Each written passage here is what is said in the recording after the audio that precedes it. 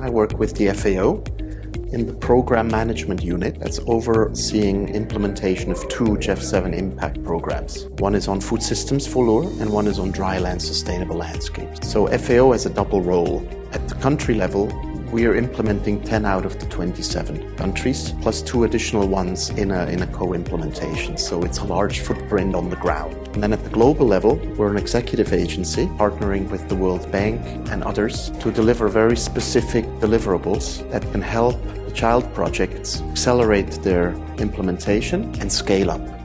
On halting deforestation, sustainable agricultural production and food systems, together with tackling the underlying drivers, are 90% of the solution. And this is precisely what FOLUR is working towards deforestation-free commodity value chains.